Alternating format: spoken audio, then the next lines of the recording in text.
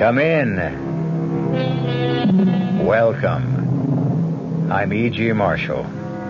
Welcome to another world. A world of suspense. A world of the unexpected. And a world where fantasy and reality may often wear the same face. We are told the truth shall make you free. However, in certain situations, the truth can send you to jail. And so it's all a matter of what freedom really means, not to mention what truth really means.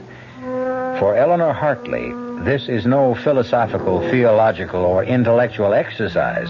It has become suddenly a tangible and terrible fact of life. Our mystery drama, A Tiny Drop of Poison, was written especially for the Mystery Theater by Sam Dan and stars Tammy Grimes. It is sponsored in part by Anheuser-Busch Incorporated, brewers of Budweiser, and by the Kellogg Company, makers of Kellogg's Special K cereal. I'll be back shortly with Act One.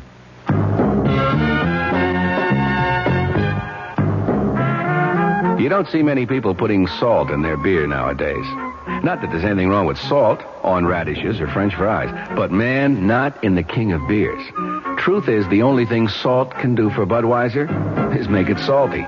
An unwise thing to do to the only beer in America that's Beechwood aged. Unsalted Budweiser has become the most popular beer in the world.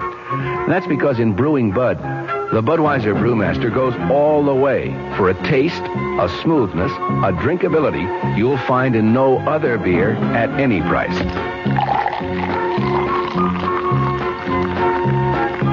And something else you can take without a grain of salt. The fact that when you say Budweiser, you've said it all. Anheuser-Busch, St. Louis.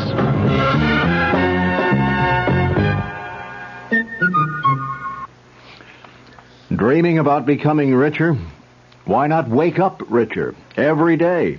At Suburban Savings in North Jersey, getting richer is an everyday reality because Suburban has put into effect higher effective returns. Suburban's limited issue 7.50% savings certificate has an annual effective yield of 7.90%. And Suburban guarantees it from 4 to 10 years with a minimum investment of $2,500. You'll sleep a lot more soundly knowing your savings are earning more money at Suburban Savings. So sleep on Suburban's high effective return tonight and come into any of Suburban's convenient offices tomorrow in Bayonne, Edgewater, Elmwood Park, Emerson, Hackettstown, Morris Plains, Nutley, Paramus, and Sparta. Early withdrawal prior to maturity is, according to regulations, subject to a substantial penalty.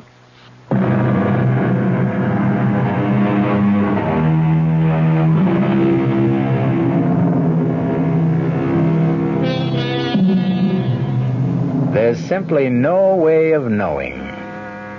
So often, a fateful day will begin quietly, prosaically, with absolutely no hint that the steady pace of the commonplace is destined to quicken or falter.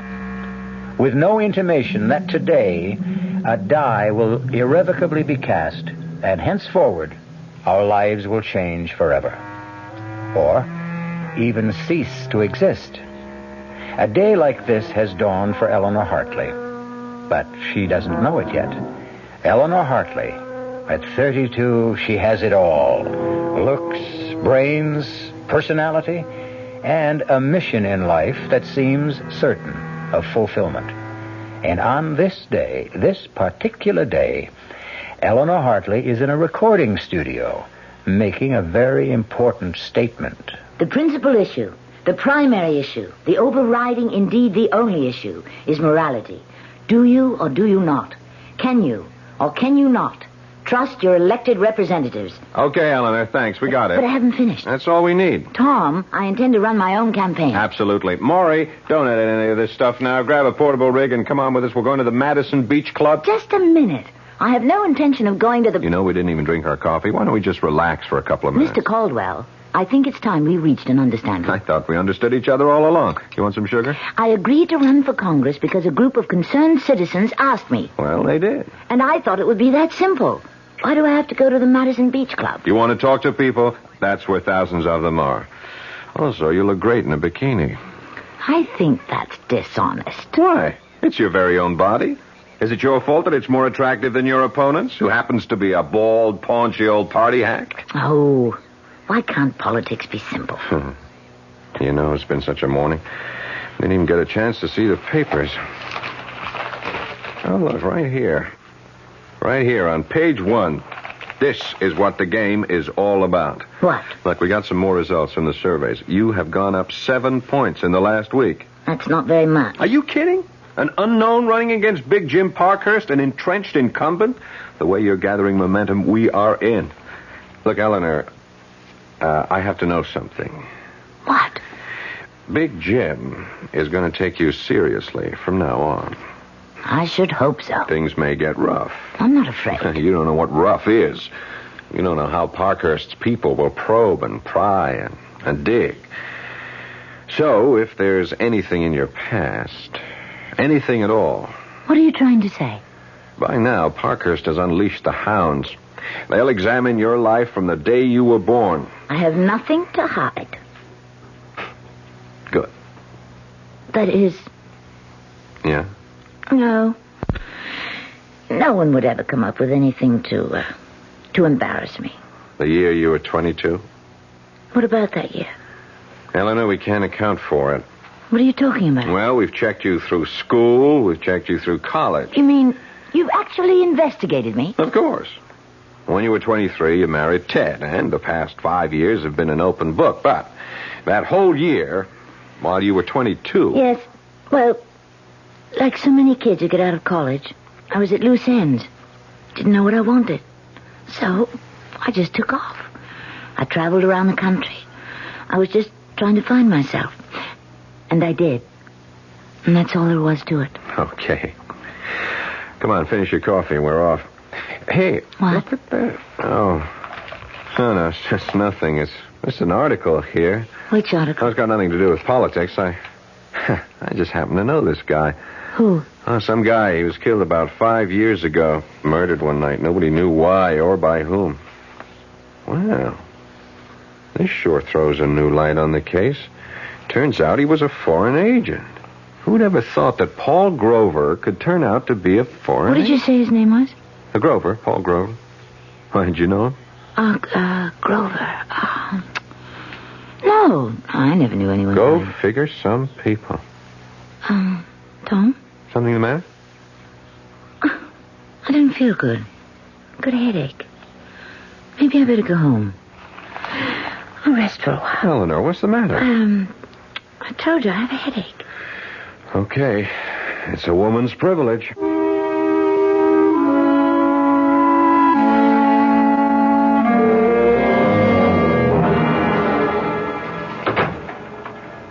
Hi there, Congresswoman. Hi there, Detective.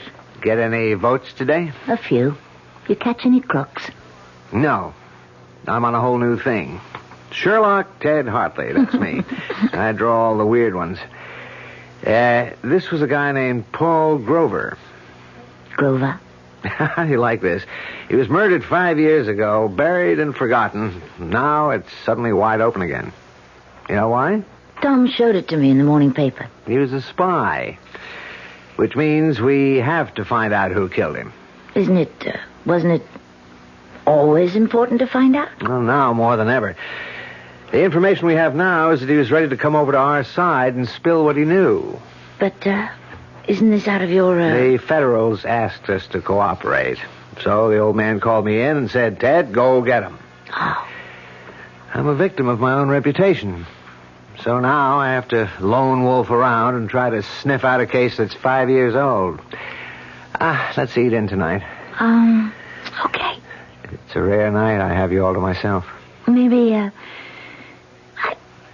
should never have gone into politics. What are you talking about?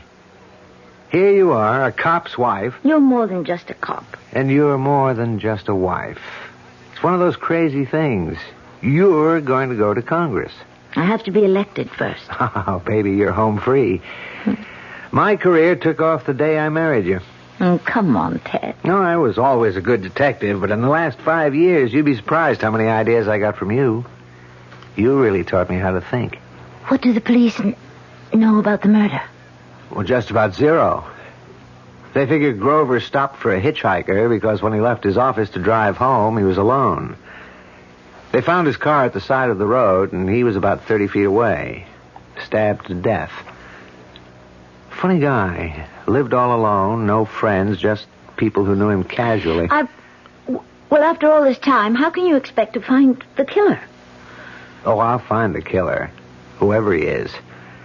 At least that's what I keep telling myself.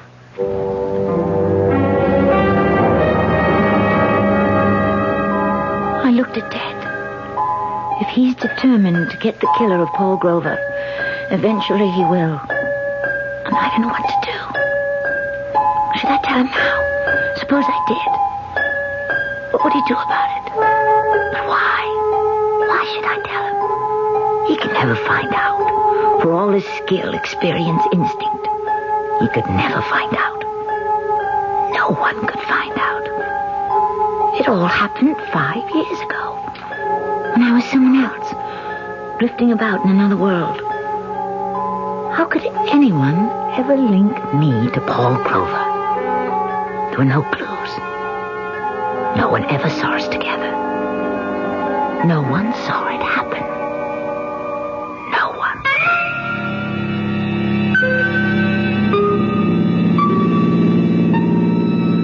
Thanks for picking me up, mister. Grover. Paul Grover. What are you doing out all alone this time of night? Oh, I just feel like walking, moving. You, one of them hippies? What's in a name? Talking about names. What's yours? Eleanor. Eleanor what? What does it matter? Okay. How'd you like some supper? That would be, welcome. I know a nice little place just off the state highway here. You're very kind, Mr. Grover. Very kind. Why are we stopping? Oh, well, I figured before supper we... We what? Well, let me put it this way. You want your supper, you gotta sing for it. Take your arm away. Hey, now listen. Don't you touch me. Who are you kidding? I know your kind. Hey, you come back here. Let go of me, let go. What are you fighting me for? Girl like you don't care, and I'm even willing to pay. Help! Scream all you want. Who's going to hear you? Okay, you asked for this. No, please, put that knife away. You quit scratching and slapping, and you just behave yourself, and you just do as I tell you, and you won't get hurt. I'll go to the police. Yeah, who'd believe you? Who'd take your word against mine? I'll say you're trying to frame me. You'll go to jail. Now, come on, honey, be nice. I'll even give you money. All right. I'll be nice. Don't you try to run away now. I'm holding this knife. Sure. Well, now you're talking. Drop it. You break my arm. That's right. That's the way I was taught. Drop the knife. I'll kill you. Drop it. Oh, you... I told you. I told you to drop the knife, but you wouldn't. I don't want to die. Mr. Grover, I'm sorry, Mr. Grover. But what was I supposed to do? You wanted to kill me. What was I supposed to do?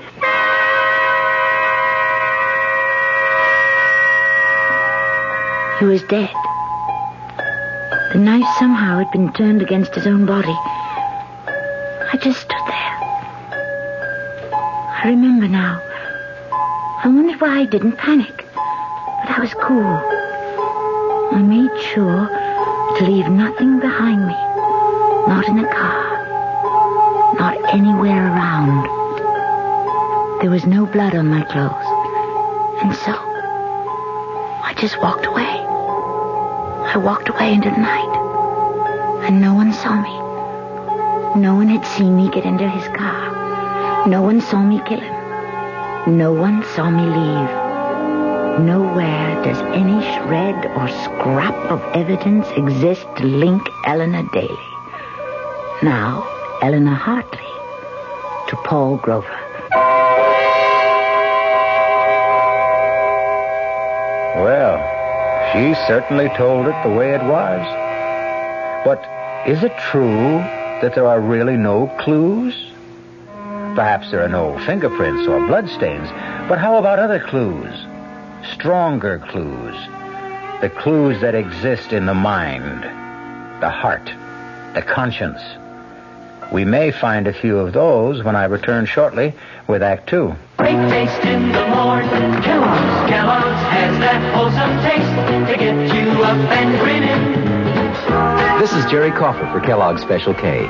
We've been having some fun in our television and radio commercials by using a ball and chain to symbolize the slight overweight problem common to so many of us. We point out that being a few pounds overweight is just a little more difficult for you. Climbing stairs, just walking around, even sitting down can feel, well, like you're wearing a ball and chain. In case you missed the message, it's this. If you really want to get rid of that extra weight, you really have to work at it by exercising and with sensible meals like the Special K breakfast. A 1-ounce bowl of Special K, America's favorite high-protein cereal, 4 ounces of skim milk, tomato juice, and coffee. Less than 240 calories. Nutritious and, by the way, delicious. So why not begin each day with a Special K breakfast and then keep up the good work? Special K can't help you lose weight all by itself, but it really is a good start. Hey, Mom, what's for dinner? Hey, Mom, what you got?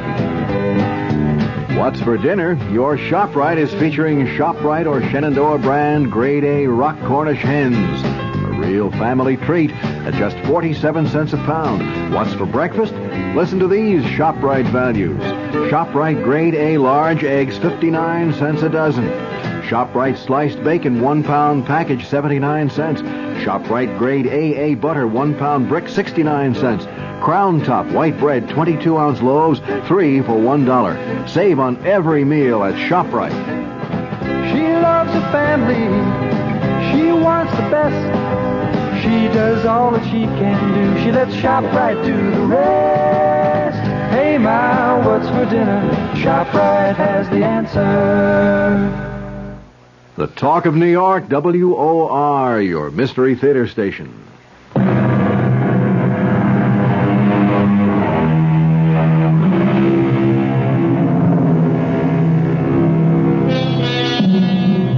They are a most unusual and attractive young couple, Ted and Eleanor Hartley.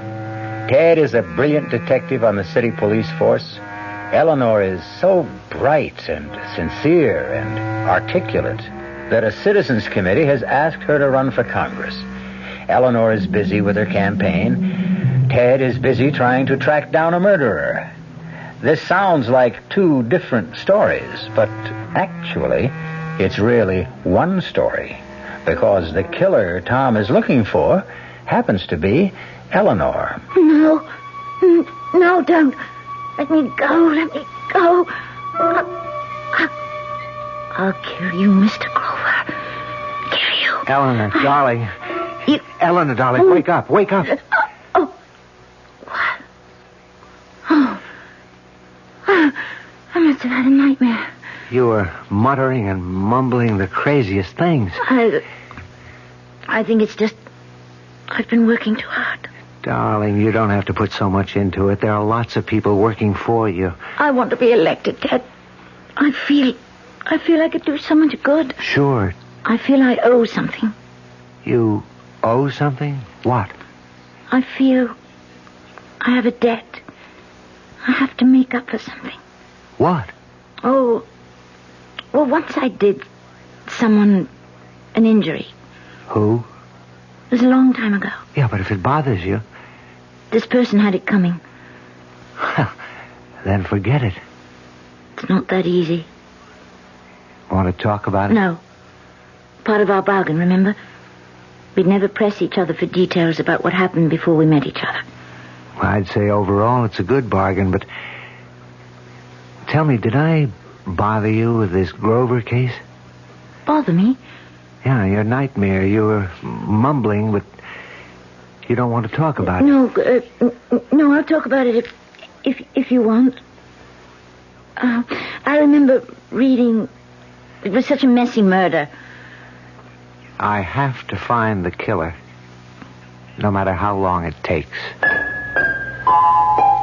I'm scared because I know Ted means it. He never quits. He'll stay with it forever.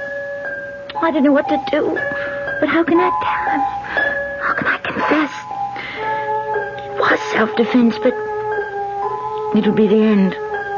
Not just the end of my career, but the end between Ted and me.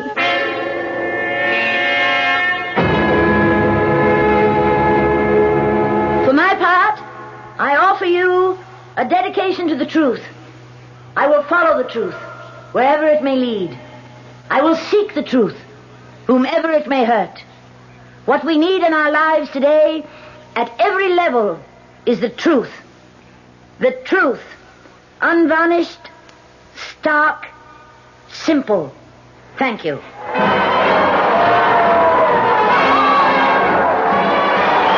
on. We have to go. Come on.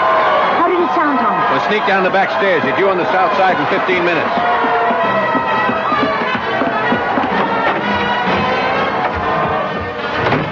There's the car. You didn't tell me how it sounded, Tom. Yeah, I know I didn't. What's the matter, Eleanor? The matter? Yeah, with you. The speech. There's something missing. Oh. What? I don't know. Let's say some of the fire was out. Anything wrong? Nothing, Tom. Having a bit of a tiff with Ted? Ted is absolutely in favor of my running. So what's wrong? Why do you insist something's wrong? Your speech. I didn't believe a word of it. Why? Because it was obvious to me that you didn't mean a word of it either. But Eleanor, something is wrong. Something has been just a little off-key all week. Now, why didn't you tell me about it? Tom, I wish you'd believe me. Everything's just fine. Yeah? I mean it. Well, if everything's just fine, why are you so pale and why are you perspiring? Tom. Then there is something. Tom, there's nothing we can talk about. But it's serious. Yes. Serious. Eleanor, if it should ever come out. It can never come out, Tom, believe me. Eleanor. Please, Tom, don't ask me any more questions. Please. Sure. Okay. But whatever it is, I'm in your corner. I'll back you. I'll fight for you no matter what you did. Even if you committed murder.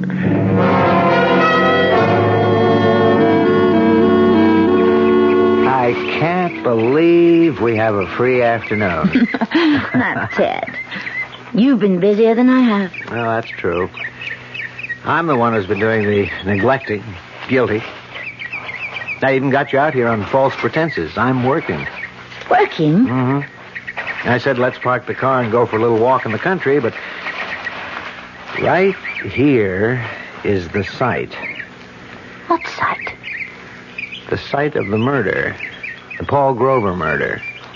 Right here, past this tree. Ted, Huh? What is it, darling? something about this place. What if you want to leave? No, after all, if you want me to help you. Right here, past this tree, is where he drove off the road. To, pick up a hitchhiker. No. I don't buy that story anymore. Why not? There was another car. Oh? There were tire marks about 50 feet south of here where another car pulled off the road. But, didn't the police know this 5 years ago? Oh, sure. It was in the report, but the police are like everyone else. We have a considerable body of knowledge, but we only use what seems relevant at the time. You think there was another car involved? That's right. Someone met him here and killed him. It has to be that way, because he was being set up. So you see, I've got some clues. I have those tire marks. They made a mold 5 years ago. And I've got this little button made of bone. It was clutched in Grover's hand. You take a look at it. I looked. There was a little button, a sleeve button, from a corduroy jacket. One of a host of buttons that adorned that jacket. The jacket I had worn that night. There were so many buttons, I never even noticed the one that was missing. That jacket. I still have it. I don't wear it often, but I still have it. It's in one of my closets. What you're saying is that if you can find the jacket it came from, you've got your killer. That's right. I've got him. Him? Well, it's from a man's type field jacket, very popular about 5 years ago, although lots of people wore them. I think you've got one like it back home. Anyhow, there was a fight. Grover was stabbed. The killer took the money. But I didn't... I didn't what? I didn't know that robbery was the motive. Wasn't it supposed to have been a secret agent thing? I figure a hired killer. But he was stupid enough to pick up some loose bills. That should hang him. Are you sure? You know what else I've got? I found a witness. There's a little restaurant a couple of miles down the state highway.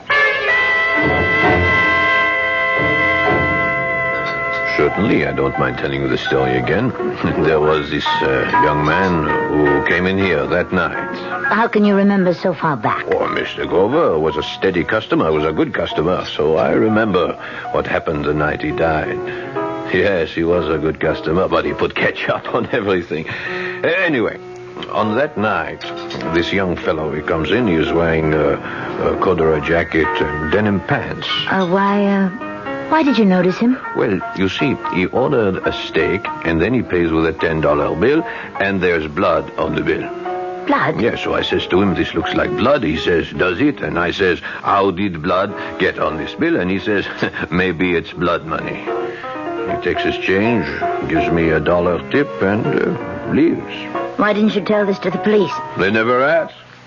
Would you believe that this lieutenant here is the first policeman that's walked into my restaurant since it happened 5 years ago? And can you describe him, Hugo? I have never forgotten him. He was a big man, 6 foot tall, about 200 pounds. He had black hair, brown eyes, a big scar on the left side of his chin, and the tip of his left pinky finger was missing. Thanks, Hugo. Oh, no, sir, yeah, don't mention it, Lieutenant. As far as the wife is concerned, madam, if I get up early on election day, I might even vote for you. You would? Why? Oh, I don't know. Maybe that's why. What? Well, you see, you tell the average politician that you're going to vote for him. He shakes your hand. He looks sincere. He says, thank you. You look sort of surprised. You say, why? That is honest. It shows you're honest, and that's something.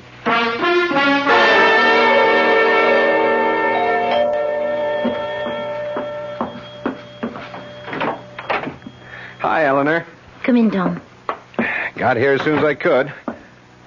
Something wrong? Nothing's wrong. Or maybe everything's wrong. Okay, Eleanor, spill it. I don't care what you have to tell me. I don't care how bad it is. Let's get it out of the way. You carry the thing around with you, Tom. You justify it. You say there was no help for it. It wasn't your fault.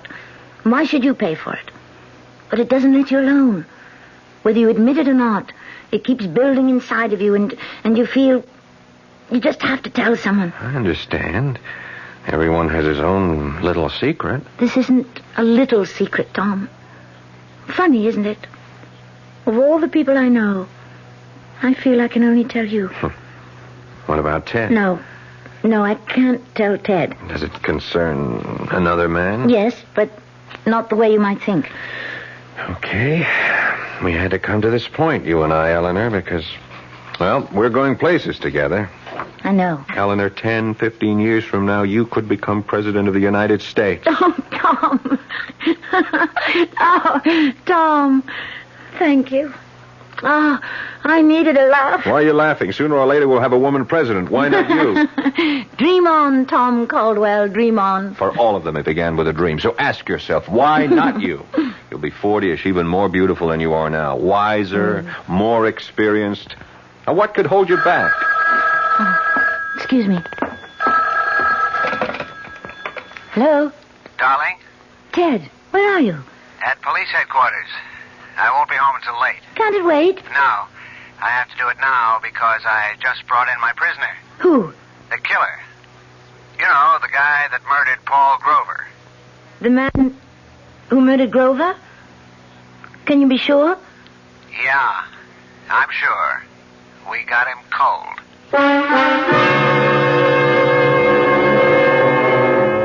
Is it possible? Can two people have murdered Paul Grover? We know of one, but who is the other? Can there be another? Maybe it's possible to murder a man twice. We will deal with a number of interesting possibilities when I return shortly with Act 3. Oh, sure. You can talk about good-tasting diet drinks, but I know. I'm Goldilocks, and here at my taste-testing laboratory, I taste-test them all. And nobody's been drinking my diet drinks until I tested sugar-free Diet 7-Up. And then, kabloomy! Every bear wanted some. Diet 7-Up is fresh, natural, delicious. Sugar-free Diet 7-Up. This one's just right. Hello, Amco. My automatic transmission just got automaticing. I was wondering, do you service Chevrolets? Do we service those sensational Chevrolets? Ma'am, Amco has serviced over 3 million automatic transmissions of all kinds. Nearly 900,000 Chevrolets alone. Ooh. Do we service Chevrolets? George, pitch pipe, please. Chevy Nova and Impala and the Bel Air and Camaro and the Chevy too. Oh, my. Yep, we know 'em. Every Chevrolet automatic make and model on the road today, from the oldest Biscayne to a bright, spanky Caprice. By the way, what sort of Chevy did you say you had? A Chevy Mustang. Well, no matter. Nobody knows your automatic transmission better than Amco. AA MCO. There are over 500 AMCO centers coast to coast. Consult your yellow pages for the AMCO center near you. AA MCO. AMCO.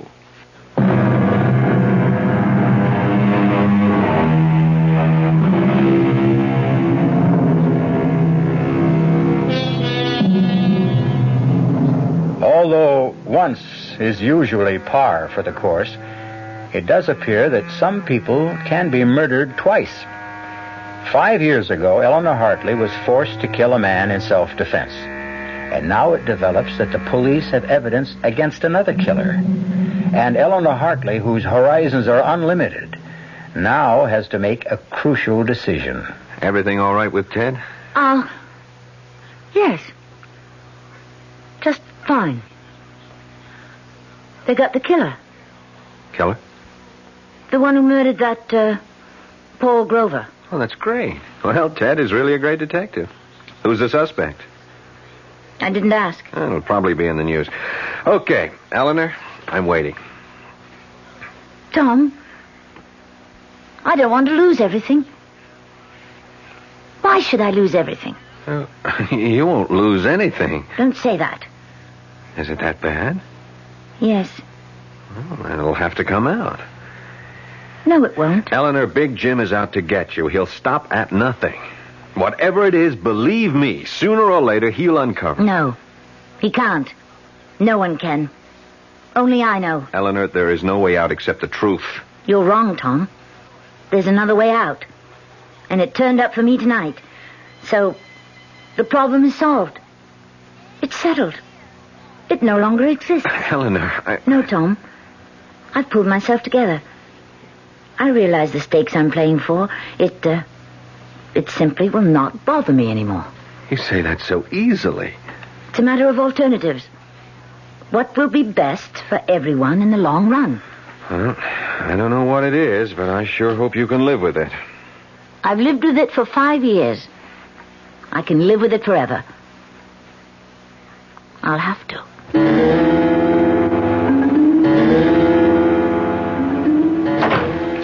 Ted? Oh, I'm sorry. I woke you. Did you think I could fall asleep? Tell me everything. Who is he? Vince Perry. Very bad boy. He's had quite a career. 5 or 6 years ago, he was just a punk.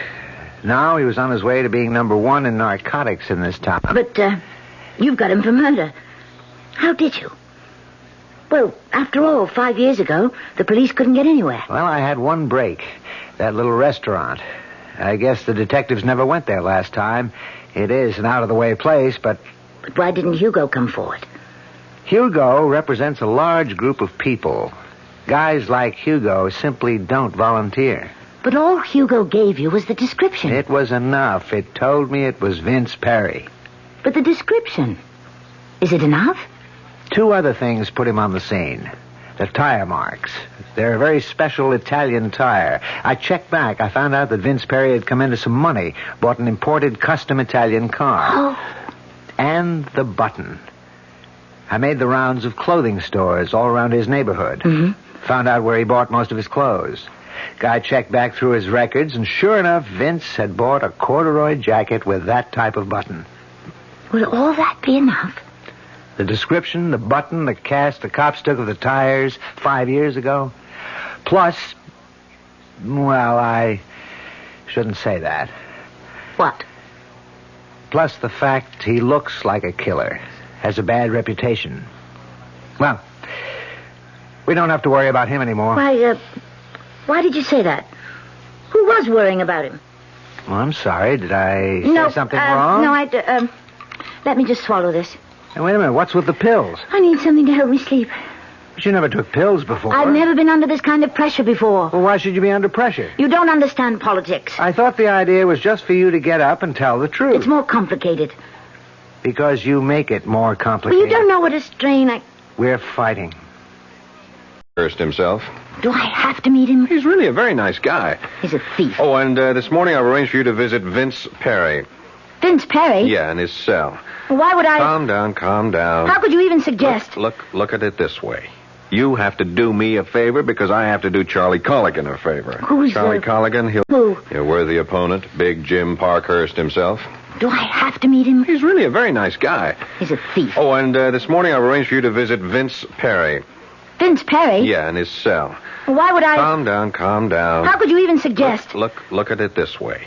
You have to do me a favor because I have to do Charlie Colligan a favor. Who's Charlie Colligan? He'll deliver the vote for you in the 4th Ward. This is the kind of politics that I intend to fight. No, my dear, these are the kind of politics that I shield you from. Vince Perry just wants to see you. Why? Well, it'll be a very private meeting. Nobody will even know you were there. Why? Colligan owes him a favor.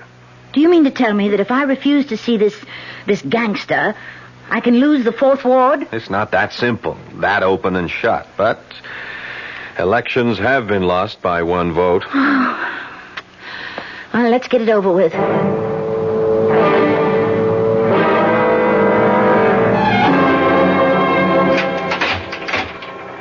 Well, nice of you to show up, Congresswoman. I haven't been elected yet. Oh, I hear it's in a bag. I only came as a favor to a good friend. Now, you're getting the hang of politics. That's what it's all about, no? Favors. I agreed to come to your cell on 2 conditions. A, it would be kept secret.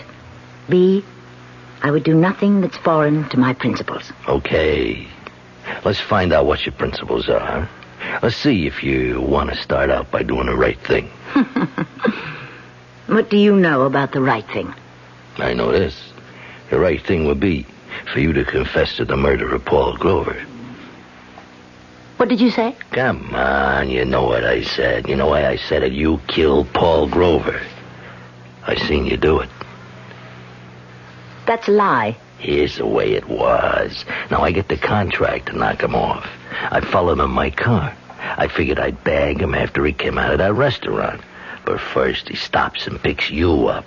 Then, after a couple of minutes, he stops again. So I stopped. I heard it all. I seen it all. I let you go. Why not, huh? You did my job for me.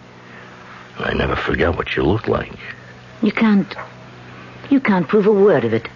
I'm in the spot you were in when he tried to attack you. Now, nobody would have believed you then. Nobody will believe me now. What do you expect me to do? Like I say, the right thing. There's 2 kinds of people, honest folks and thieves. Now, there's a law. The honest folks obey it, period. The thieves break it. I'm a thief. What are you?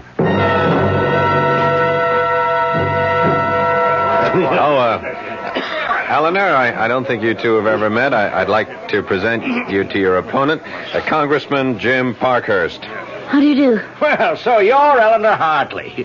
Well, now I know why I'm going to lose. You're even prettier in person. I think I'll leave you two to chat. Excuse me. Are you already conceding, Congressman? Oh, sure. My time's run out. Really? But you're running a very aggressive campaign. Well, you kill a snake, the body can still wiggle. No, dear, I've had it.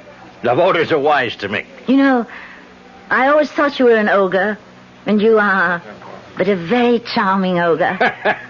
Eleanor, let me give you a word of advice. Advice? Best in the world, because it's advice I never followed myself. Now, when I became aware of you for the first time, you broke my heart. How? I saw you as I was, 30 years ago, filled with spirit, sincerity, a desire to find the truth and work for it. Really? Yeah, sounds strange coming from me, doesn't it? Well, just remember, it doesn't happen all at once. You wake up one day and, well, yes, you're a crook. You're dishonest. You betray your constituents. Now, you're not really that bad. My dear, I'm worse. It starts with the first lie, the first deal. That's when you swallow that first tiny drop of poison. Remember that. Have you tasted yours yet? No, don't answer. Just think about it. Thank you, Congressman. Thank you. Well, I know you'll have a highly successful career because you're a very honest little lady. You might even become president. Good luck. Well, what did you think of Big Jim? Tom, I want to do something, but I need your advice. I want to make a statement. It's something that is true, but it would end my career. Then why make it? Because it's the right thing to do.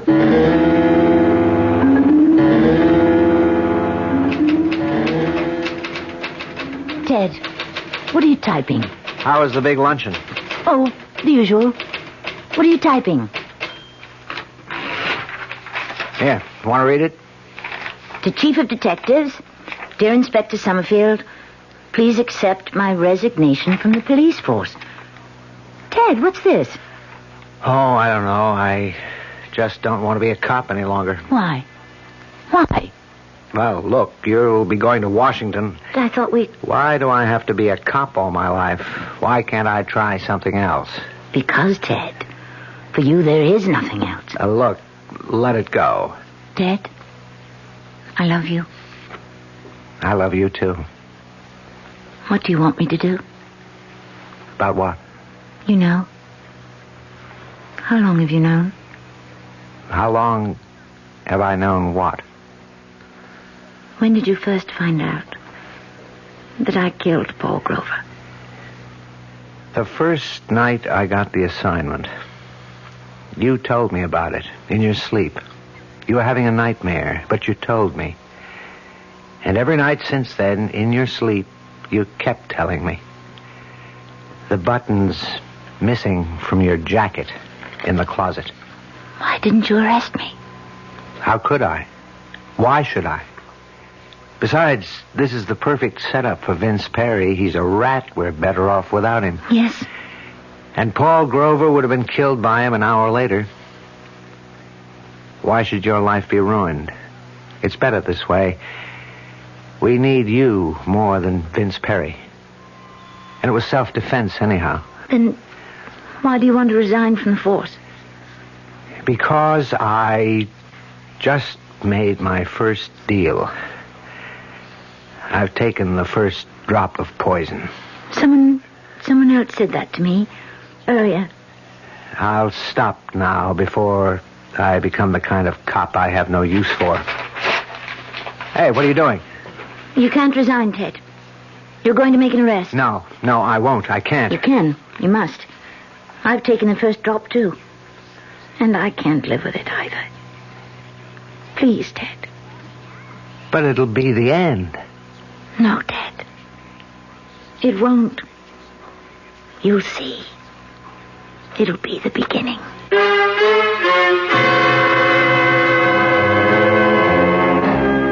It was quite an unusual arrest and an unusual confession, an unusual trial, and a rather unusual verdict. Not guilty. It would be nice to be able to say that she was elected, but no, there is a limit to the unusual. A pity. I'll be back shortly. Hi, Ms. Goldilocks here. Professionally taste-testing diet drinks can be very difficult, but I've just had to bear with it. Then I found sugar-free Diet 7-Up. It doesn't taste like other diet drinks. It's fresh, light, natural, delicious. Sugar-free Diet 7-Up tastes so good that I've taste-tested it hundreds of times, and each time I've given it my seal of approval. Yes, this one's just right. Our cast included Tammy Grimes, Paul Hecht, Robert Dryden, and Earl Hammond. The entire production was under the direction of Hyman Brown.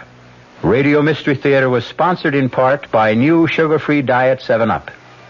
This is E.G. Marshall inviting you to return to our Mystery Theater for another adventure in the macabre.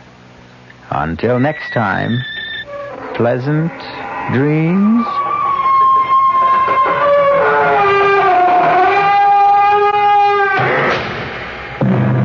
The WOR Mystery Theater was brought to you by ShopRite Supermarkets, where you get a lot more for a little less, and by Suburban Savings with offices throughout North Jersey. The preceding Mystery Theater program was furnished by the CBS Radio Network. Got a second? I'd like to tell you about a new kind of radio program you're going to be hearing right here on this station. It's different, because it's being done just like they used to do them back in the good old days of radio. In fact, we're going to play some of the great programs for you again. I'll be waiting to see you right here at 79 Wistful Vista. The name on the mailbox says F. McGee. The good old days of radio coming your way this Monday night at 9 o'clock right here over WOR Radio, the talk of New York. Be sure to tune in.